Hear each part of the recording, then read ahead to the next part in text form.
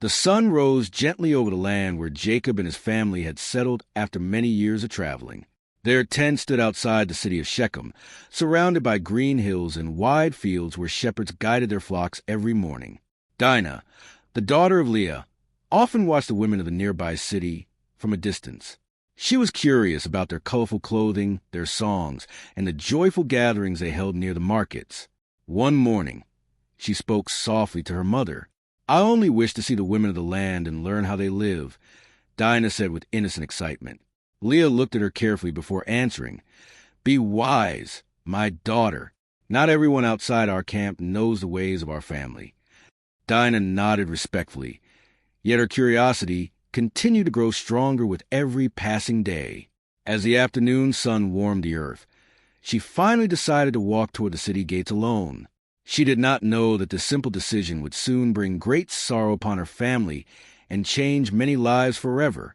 Inside the city of Shechem lived a young prince who carried the same name as the city itself. Shechem was the son of Hamor, the ruler of the land, and many people admired his confidence and power. Servants obeyed his commands quickly, and merchants bowed their heads whenever he passed through the crowded streets. Yet beneath his noble appearance was a man who often acted without wisdom or patience. That same afternoon, while walking to the marketplace with his servants, he noticed Dinah among the women near the wells. Her beauty immediately captured his attention. "Who is that young woman?" he asked one of the servants. The servant quickly replied, "She is Dinah, the daughter of Jacob, the Hebrew who camps outside the city." Shechem continued staring at her as people moved around them. Instead of showing honor and restraint, his desire began to control his heart. Before long, he approached Dinah, and what followed became a terrible act that brought pain and shame upon her and her family. When news of what Shechem had done began to spread quietly through the city, Dinah remained deeply troubled and afraid. Shechem, however, became strangely attached to her afterward. Though he had acted wickedly, he now spoke gently to her and tried to comfort her with soft words. "Please do not fear," he told her. "I care for you deeply." But his words could not erase the hurt he had caused. Meanwhile, Jacob's sons were working the fields far from the camp when a servant hurried toward them carrying disturbing news. Breathless and shaken, the servant cried, "Dinah has been dishonored by Shechem, the prince of this land." The brothers froze in disbelief. Anger immediately burned inside their hearts. One of them struck the ground with his staff and shouted, "How could this happen to our sister?" Another said bitterly, "This disgrace cannot go unanswered." Yet when they returned to the camp, they found their father Jacob sitting in silence, his face heavy with sorrow. He waited quietly, choosing his words carefully while the family struggled to understand the terrible situation before them. Not long afterward, Hamor, the father of Shechem, came to Jacob's camp to speak peacefully with the family. Fine robes covered his shoulders, and servants followed behind him carrying gifts of silver and livestock. Hamor bowed respectfully before Jacob and said, "My son Shechem longs to marry your daughter. Please allow this union between our families." As he spoke, Shechem himself stepped forward. His voice sounded sincere as he addressed Dinah's brothers. "Ask of me any gift or payment," he pleaded. "I will give whatever you desire, if only you allow me to marry Dinah." The brothers listened quietly, but their anger remained hidden behind calm faces. Simeon and Levi, Dinah's full brothers, exchanged cold glances with one another. They did not trust Shechem's sudden affection.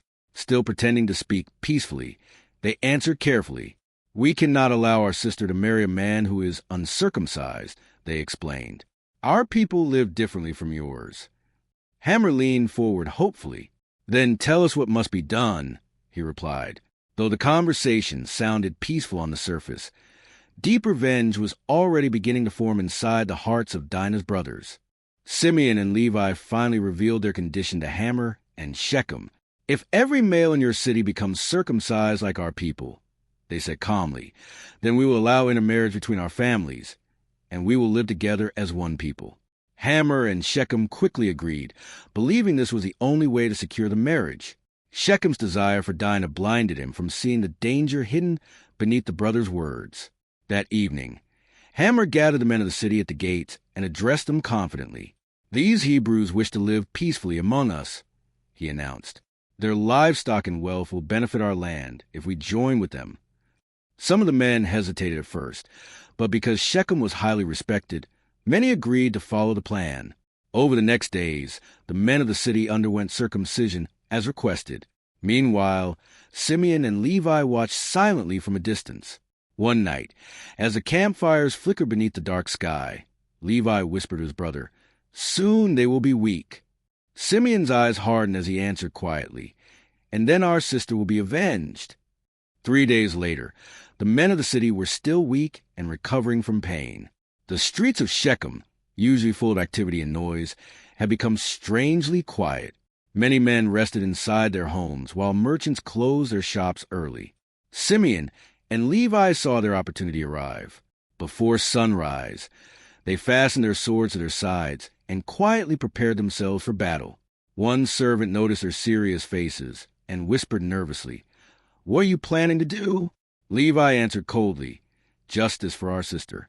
Without warning, the two brothers entered the city gates while most people were still asleep. They moved quickly from house to house, striking down the defenseless men. Fear and screams suddenly filled the streets. Hammer and his son Shechem tried to respond, but the brothers reached them swiftly. "This is for Dinah." Simeon shouted before they killed Shechem with the sword. The city that once celebrated peace now trembled under violence and bloodshed. After killing Shechem, Simeon and Levi rushed toward the prince's house, where Dinah was being kept. Servants scattered in fear as the brothers forced open the doors. Dinah looked up in shock when she saw her brothers standing before her with swords stained by battle. Tears filled her eyes as Levi stepped closer and spoke softly for the first time in many days. "Come home with us, sister," he said gently. Dinah covered herself with a cloak and followed them quickly out of the house. Behind them, smoke began rising from parts of the city as panic spread among the people. Meanwhile, Jacob's other sons entered the city after hearing what had happened. They saw the dead lying in the streets and began taking livestock, silver, clothing, and supplies from homes. "They dishonored our sister," one brother said angrily. "Why should we leave their wealth behind?" Fearful women and children cried as the city fell into complete chaos. By the time the sun rose high in the sky, the once powerful city had been broken by revenge and destruction. When Simeon and Levi returned to the camp with Dinah, Jacob immediately sensed the terrible violence that had taken place. Servants hurried around nervously, while frightened animals stirred restlessly in the fields. Jacob listened in silence as the brothers described everything they had done. His face slowly filled with horror and frustration. Finally, he stood and cried out, "You have brought trouble upon me." The camp became silent as everyone listened to the angry voice of the family patriarch. "The people of this land will hate us now," Jacob continued. "We are few in number, and they may gather together to destroy us all." Simeon clenched his fists, while Levi stared at the ground without regret. Should our sister have been treated like a prostitute? Levi answered sharply. The question hung heavily in the air. Jacob looked at his sons with deep sorrow. Though he understood their anger, he feared the consequences of their violent revenge. That night, the camp remained restless, and many wondered whether enemies would soon attack them in return. News of the destruction of Shechem spread quickly across the surrounding lands. Travelers carried the frightening story from village to village. Jacob's sons destroyed an entire city. People whispered in marketplaces and around evening fires. Some nearby rulers became uneasy and began preparing their warriors in case Jacob's family moved closer to their territory. Back at the camp, servants packed supplies nervously, while mothers kept their children near the tents. Dinah herself remained quiet and withdrawn after everything that had happened. Leah often sat beside her daughter, gently holding her hand in silence. One evening, Reuben approached Jacob and asked carefully, "Father, what will become of us now?" Jacob looked toward the dark hills in the distance before answering softly, "Only God can protect us now." The family understood the danger surrounding them. Every sound in the night caused fear to rise among the camp guards. Yet despite the tension, no army came against them. A strange fear from God seemed to fall upon the nearby cities, preventing them from attacking Jacob's household. After these events, God spoke to Jacob and gave him clear instructions. "Arise, "Go to Bethel and dwell there," the Lord commanded him. Jacob immediately gathered his family together near the center of the camp. The firelight flickered across their worried faces as they listened closely. "We are leaving this place," Jacob announced firmly. "But before we go, remove the foreign idols from among you and purify yourselves." Some servants quietly brought hidden idols made of wood and silver that they had carried from other lands. Jacob buried them beneath a great tree near Shechem, so the family could worship God with clean hearts. Then he instructed everyone to wash themselves and put on fresh garments for the journey ahead. Early the next morning, the camp began moving toward Bethel. Sheep bleated loudly while servants folded tents and loaded supplies onto camels. Though fear still followed them, the family also carried hope. Jacob lifted his eyes toward the road ahead and whispered quietly, "The God who protected me before will guide us again." The long line of Jacob's family slowly traveled across the rugged hills toward Bethel. Dust rose beneath the feet of sheep, camels, and servants as the camp moved carefully through unfamiliar land. Though many still feared revenge from nearby cities, no enemies came near them during the journey. A heavy fear from God had fallen upon the surrounding nations, and the people refused to pursue Jacob's household. Along the road, Jacob often walked quietly ahead of the others, deep in thought about everything that had happened. Dinah remained close to her mother and rarely spoke to anyone. One evening, as the family rested near a stream, Joseph sat beside his father and asked softly, "Will peace ever return to our family?" Jacob looked toward the stars above before replying, "Peace comes slowly after sorrow, my son, but God has not abandoned us." The words brought some comfort to the weary camp. As the night winds blew gently across the hills, the family continued trusting that God would lead them safely forward. At last, Jacob and his household arrived at Bethel, the sacred place where God had once appeared to him many years earlier during his journey from Esau. The moment Jacob saw the familiar land, emotion filled his heart. He gathered stones together and built an altar to honor the God who protected him through every trial. Servants helped prepare the sacrifice, while the family stood nearby in respectful silence. Jacob raised his hands toward heaven and prayed aloud, "Lord, you have guided me through danger, fear, and sorrow. You have remained faithful to me."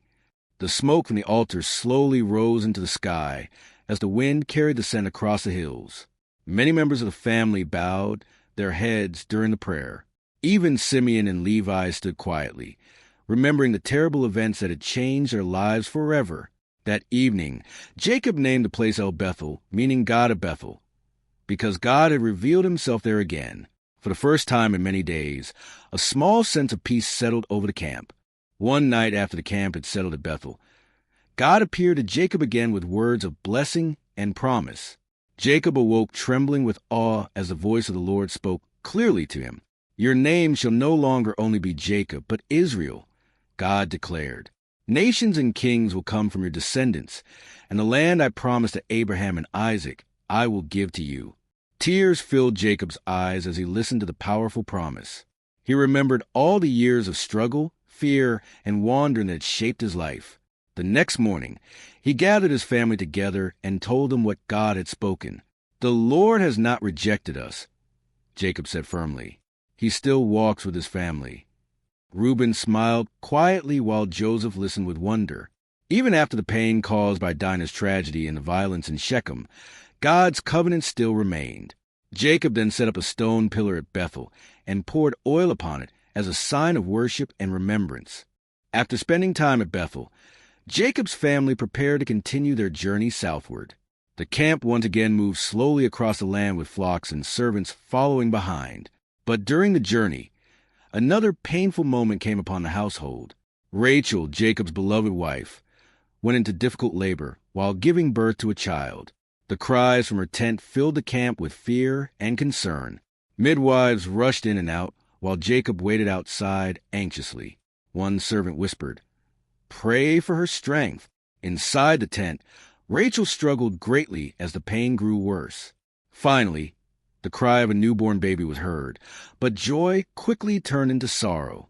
Weak and fading, Rachel held the child in her arms and whispered, "Call him Benoni," meaning son of my sorrow.